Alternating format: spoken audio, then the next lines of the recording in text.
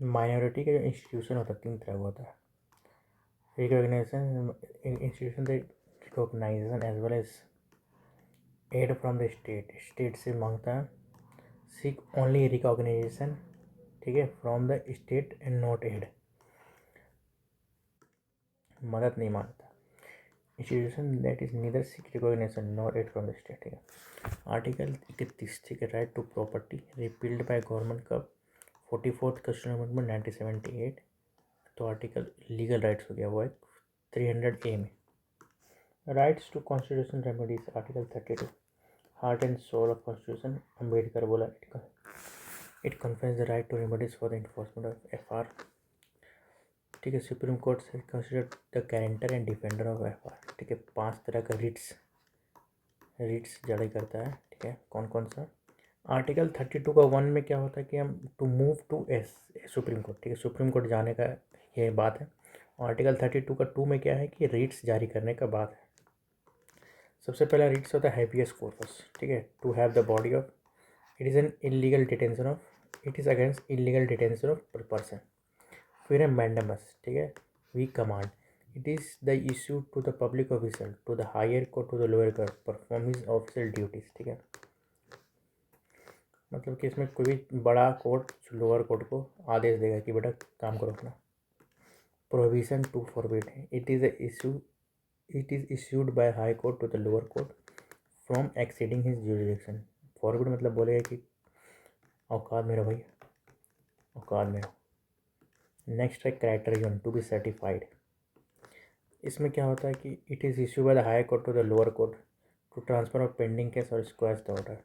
It is preventive as well as curative, ठीक है। तो इसमें हाई कोर्ट जो है लोअर कोर्ट को बोलेगा बेटा ये तुम्हारे क्षेत्र में नहीं है, इसे निकलो। Last quo warranto by what authority of it is issued by the court to inquire into the legality to claim a person of the public order, ठीक है।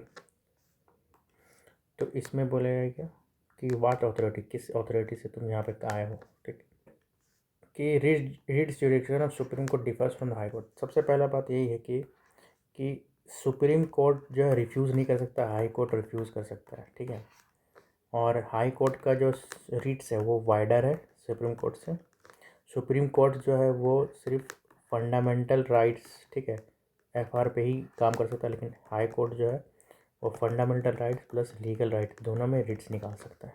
और जो हाई कोर्ट जो रिट्स निकालता है आर्टिकल 226 से निकाल, ठीक है। Article 33 empowerment of the parliament to restrict और abrogate the FR of arm force paramilitary force police etc.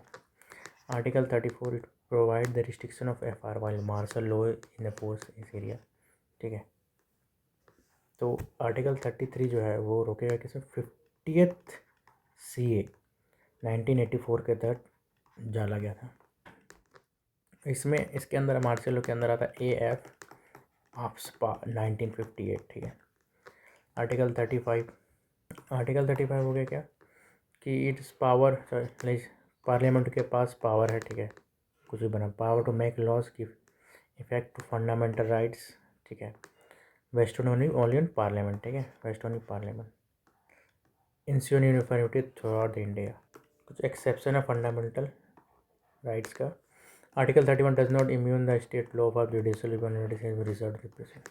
Article 31B save act as a regulation include in the 9th schedule from being challenged and invalidated the ground of contradiction. Miscellaneous क्या है कि when the martial law is force then ordinary court are suspended and all cases including civil case are prosecuted in the military court, ठीक है। Special majority amendment fundamental और DPSP more than 50% of total members plus 2/3 of present in the following. Integrated judiciary is a unity feature of the constitution, ठीक है। सम rights other than part 3, ठीक है। Article 256 जो कि part 12 में आता है, no tax will levied except authority of law. कोई भी टैक्स नहीं छूट होगा जब तक वो अथॉरिटी नहीं करेगा। 300A आर्टिकल 12 में पार्ट 12 में proper no person can be deprived of property. 300 article 301 का जो कि पार्ट 13 में ट्रेड कॉमर्स फ्री, कहीं भी घूमने का, कहीं फ्री करने का ट्रेड कॉमर्स।